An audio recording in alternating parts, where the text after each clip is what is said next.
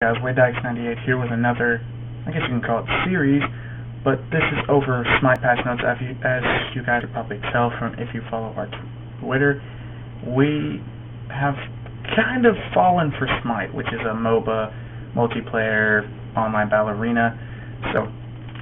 And this is the newest patch that came out for it, called number 2.21, which will be probably the last one for the 2.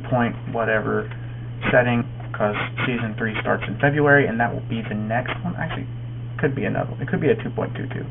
But I'm going to go ahead and jump on into this.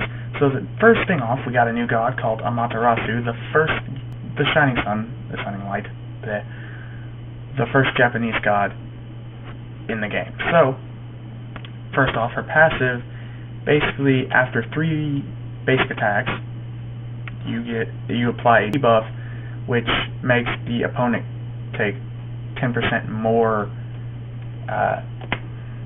damage from you, and it can be stacked up to 3, and it also affects people within a radius once you get that passive off. And it's pretty cool.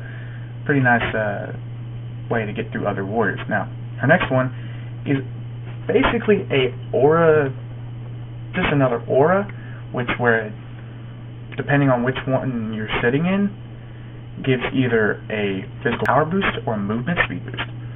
And then every time you activate it, it switches between the two, and it also heals you for the amount shown here, each being whatever level the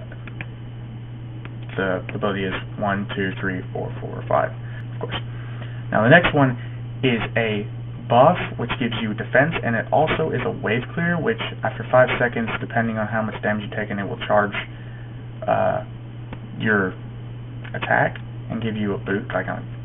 It fires in a straight line and basically clears a wave, but it is 5 seconds, and it charges based on how much damage you take or dealt, and it has damage. It gives you mitigation of 15% at max rank.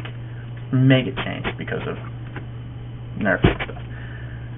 Next one is a charge, which is like an Athena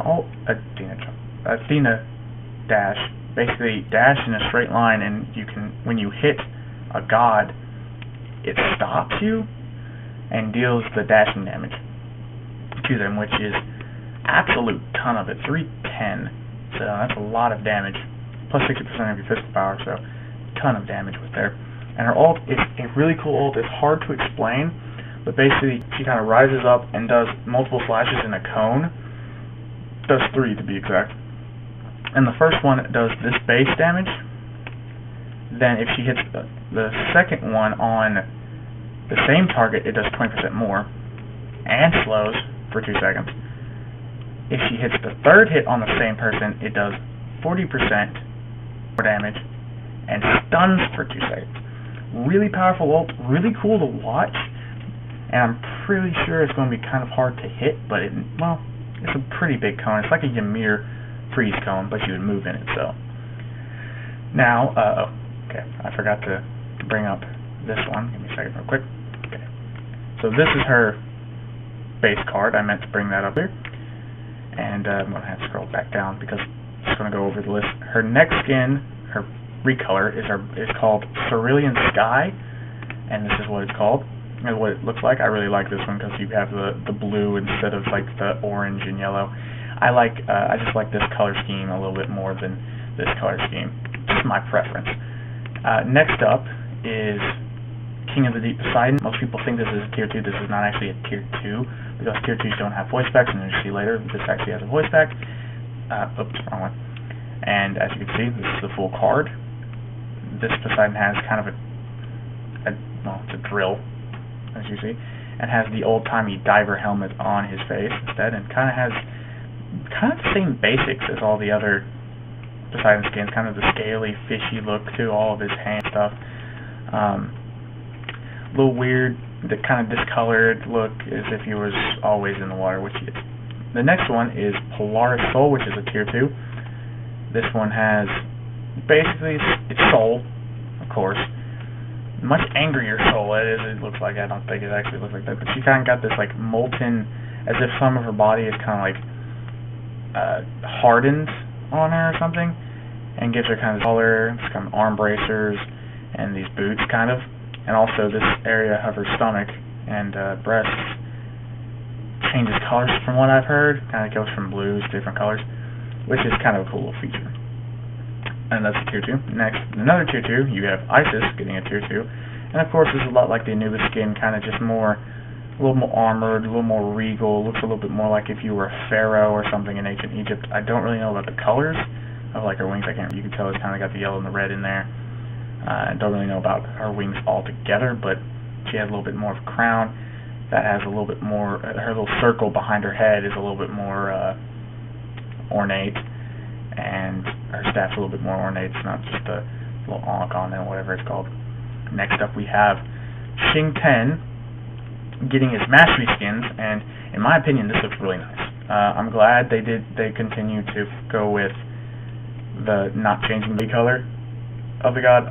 Some people don't like kind of like Ravana, don't like the red, or then don't like the green here, but I do. I like this design. I like how cool he looks. I may end up getting him because I'm playing him a little bit more in the support lane, but this is just real. I like it. I like it.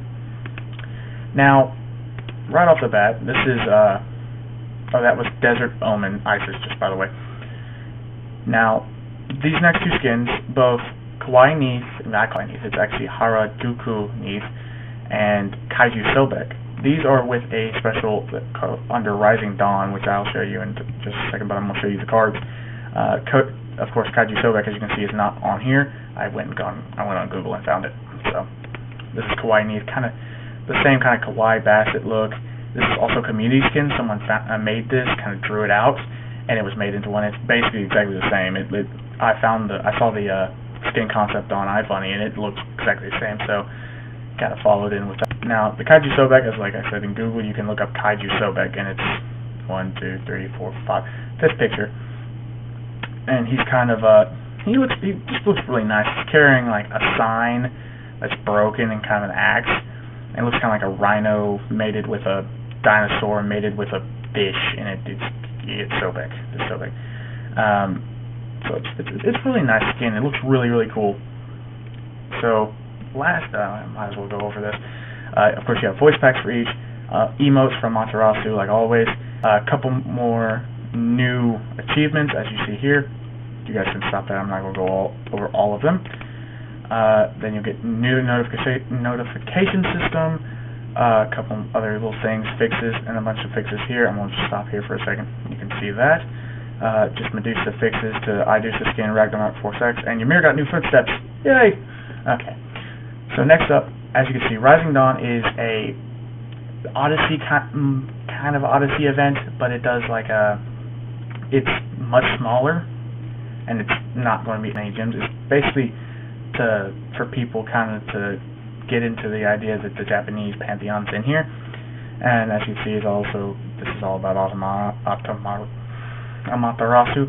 Can't speak, I don't know why. So, as I said before, Neith, Sobek, these are going to be exclusive skins with this. I'm guessing it's going to be exclusive, but they're going to be exclusive skins with this event.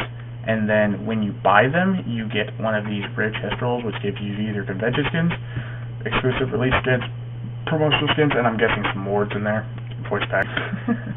And then when you get all 4 of these, which right now these are 2 400s, these may be 600s, we never know, you'll get this skin, which is a soul skin, very cybernetic, looks pretty cool.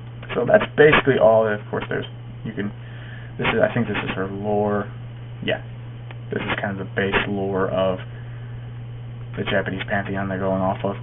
And yeah, so if you guys are looking forward to this patch, make sure to like the video, share it with people, and yeah, hope to see you guys in the next episode of whatever it's going to be. I think it's going to be on Wednesday. Also, this patch will be going up on the 12th.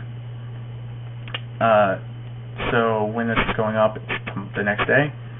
And if you're watching it past that day, it's already out, so not much reason to look at it. So, hope you guys enjoyed, and look forward to see you guys in the next video.